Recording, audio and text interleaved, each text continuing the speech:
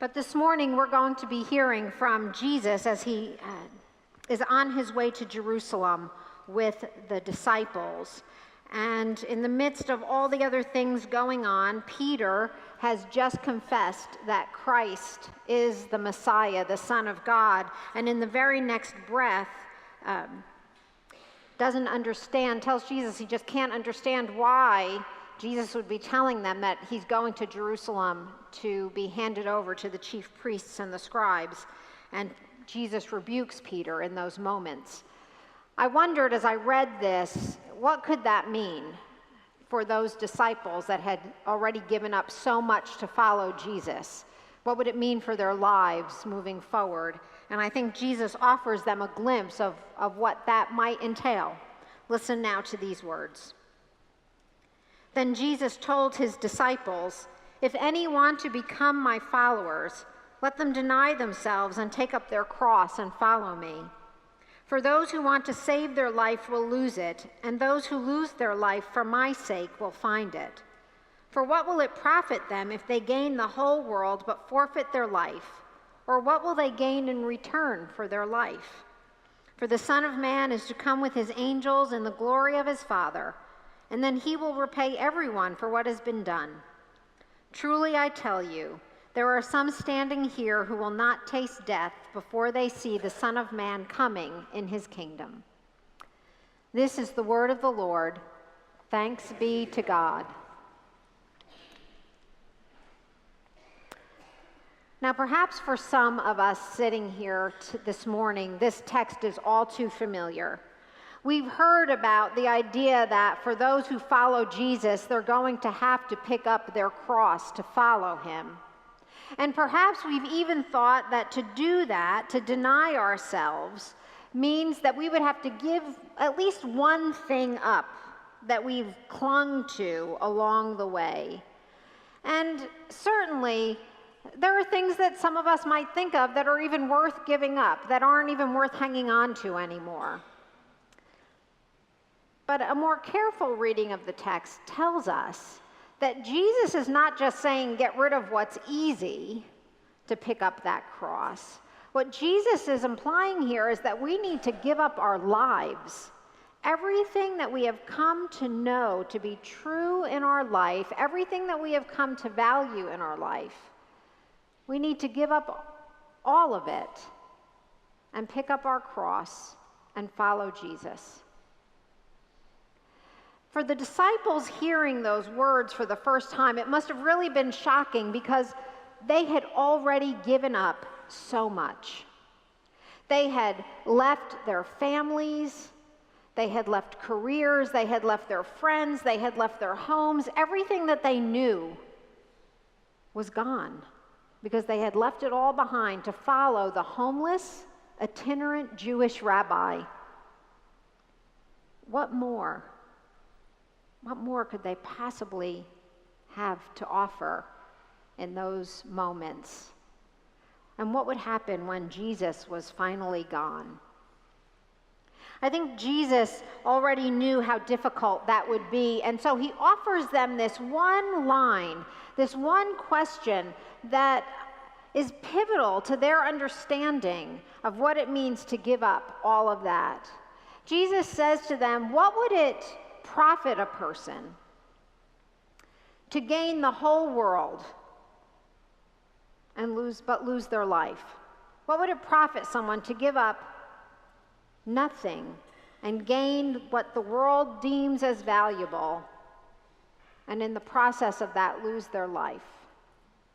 And here's what I think is part of the rub with that particular verse, and it's verse 26, is that it can be translated in a number of ways. And so the language becomes a problem for those of us who are reading multiple versions. See, in the New International Version, that version translates the word life as soul. What would it profit a person if they gain the whole world but forfeit their soul? What would a person gain if they forfeit their soul? And I think that's probably a better understanding of what Jesus is getting at here.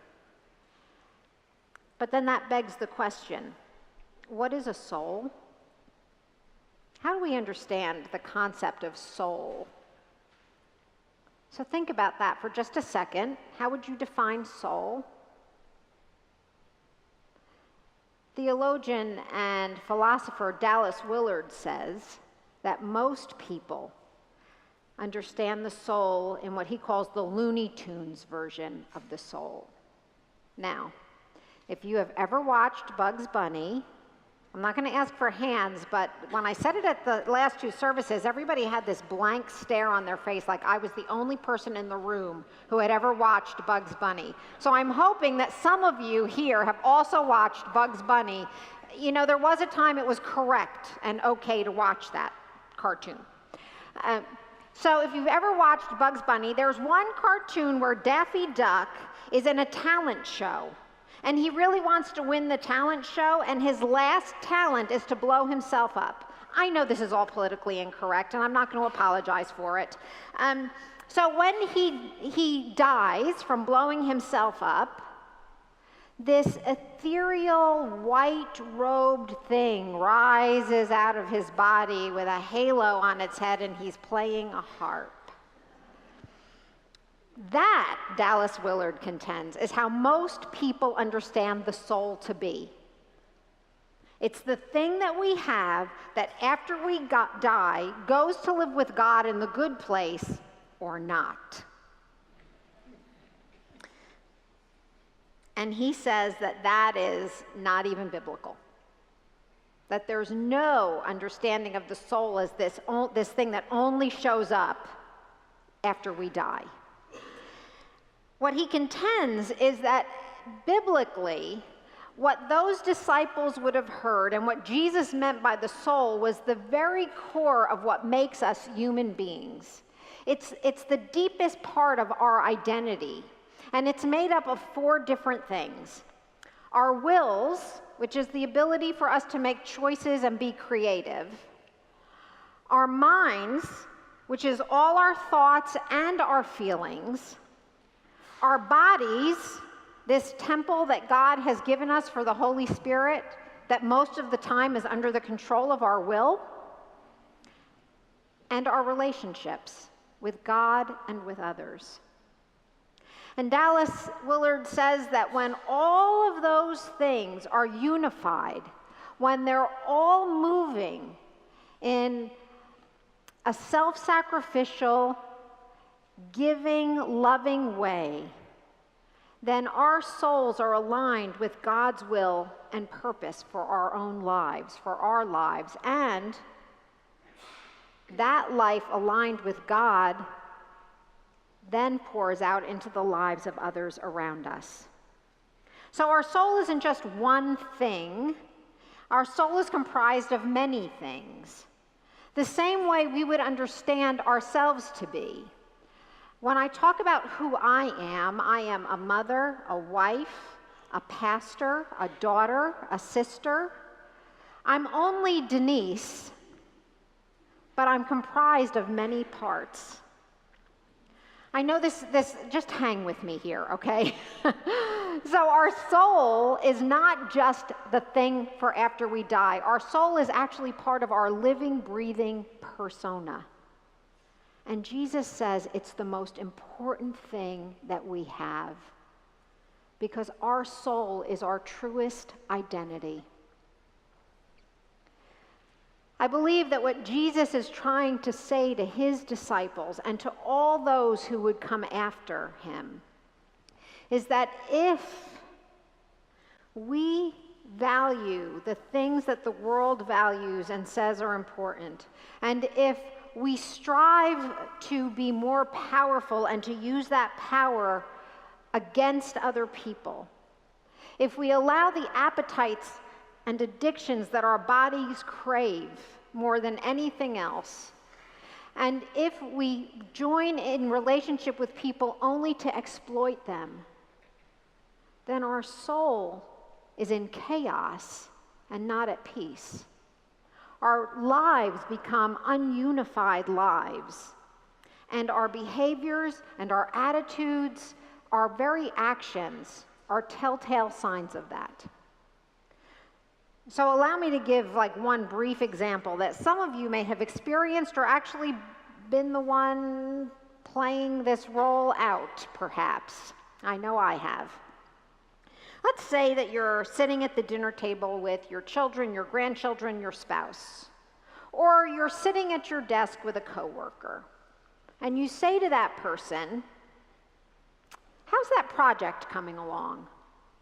You ask the question because you're concerned or because you're just making conversation. It's not a threatening question, at least it's not supposed to be a threatening question, but the person who you've just asked is now totally coming apart at the seams.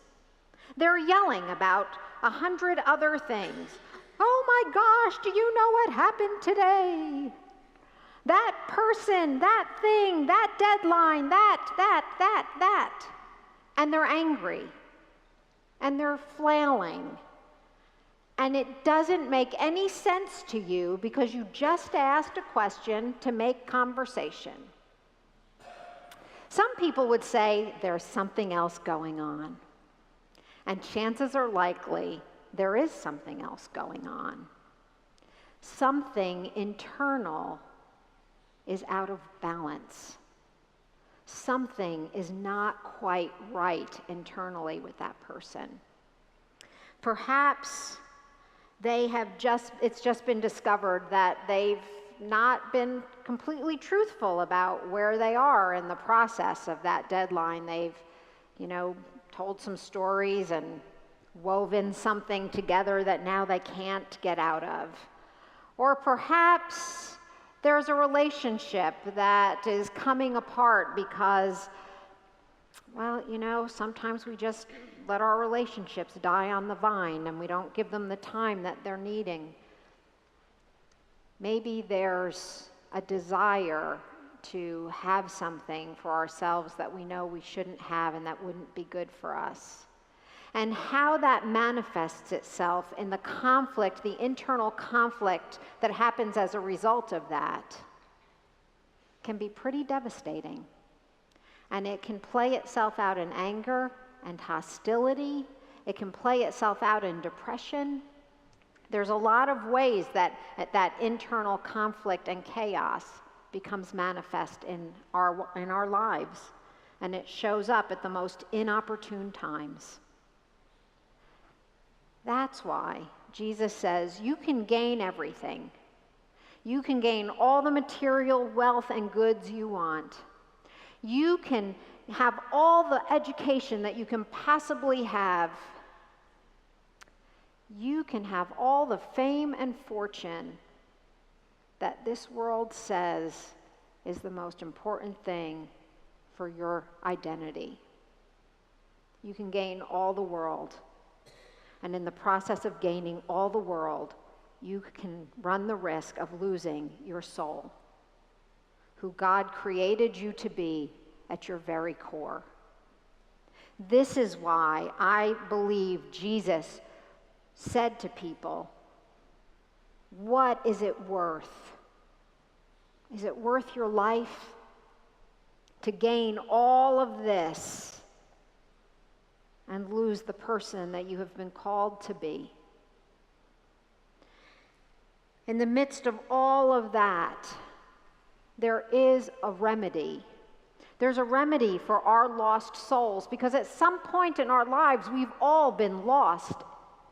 At some point in our lives, we've all valued things over people. At some point, we've all told that little white lie, hoping that nobody would discover it.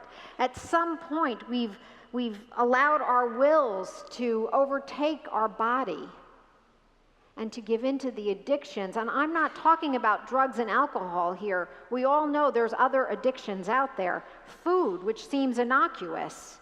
Good health, which causes us to spiral ever downward into what we will and won't. At some point in our lives, we've all valued things over people. At some point, we've all told that little white lie, hoping that nobody would discover it. At some point, we've allowed our wills to overtake our body and to give in to the addictions. And I'm not talking about drugs and alcohol here. We all know there's other addictions out there. Food, which seems innocuous. Good health, which causes us to spiral ever downward into what we will and won't do, eat and won't eat, exercise and won't exercise, sleep and not sleep enough. Things that seem good for us become addictions to us, and our bodies can never recover. When all of those things happen to us, there is a remedy for that. You see, when our souls are lost, there is a redeemer of lost souls, and his name would be Jesus, who always has the remedy for our lost souls because he is the redeemer of lost souls. But to grasp the fullness of that means that we also then need to deny ourselves some of those things that we've clung on to as part of our identity. It means that we have to give something up to allow Jesus to transform that part of our lives so that we do have the willingness and the power to pick up the cross. The problem with self-denial, I believe, is that we also misunderstand what self-denial is. Like we misunderstand what a soul is. Self-denial is not asceticism. People that give things up are not necessarily followers of Jesus. Self-denial, self-emptying, is perhaps for the follower of Jesus the most gratifying thing that they can do. Because as we start to deny ourselves some of those things that have been bad for us, that have been separating us in our relationship with God and with others, we start to pour ourselves out into the lives of others. And we tend to become more and more filled with grace. Self-denial is the thing that leads us to see and experience not only the Christ in us, but the Christ in all others. Now, I think, as a matter of fact, I'm pretty sure that all of us caught a glimpse of what that looks like this past week.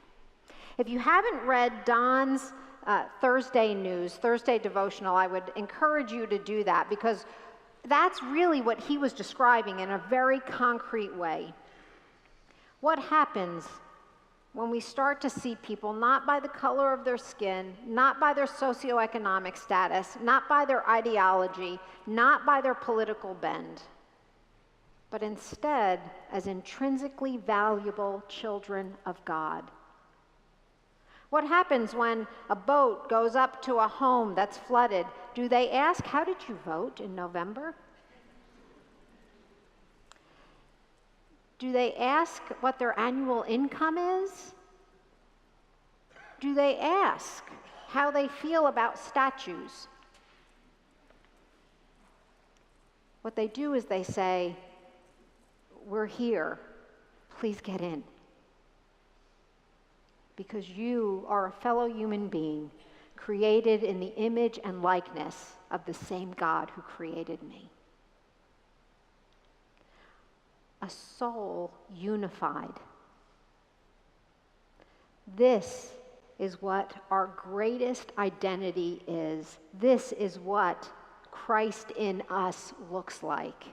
And that's how we recognize the Christ in all others. It's not about being right all the time. It's not about having our own way. It's not about doing all the right things that someone else is telling us is the right thing to do. It is responding in humility, willingly giving up the things that have held us back from knowing the fullness of Christ's love for us, and allowing Christ to guide our hearts and our minds, to cling to the promises of the past, knowing that they're good in the present and that they will be good until the day of Christ's coming. This is a soul, the most important thing that we have.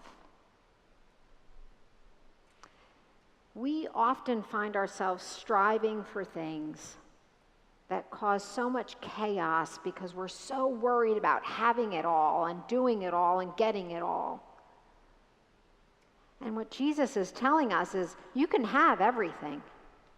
You can have it all. But it's not worth the cost of your soul, the person you're truly meant to be. Christ has come to redeem our souls, to make us one with Christ and one with all people. It is the only way that we will find the peace of Christ that passes understanding. May we strive in these days, may we strive to be one whole and wholesome and holy person, that Christ might be recognized in us, so that we might recognize the Christ in one another. Amen.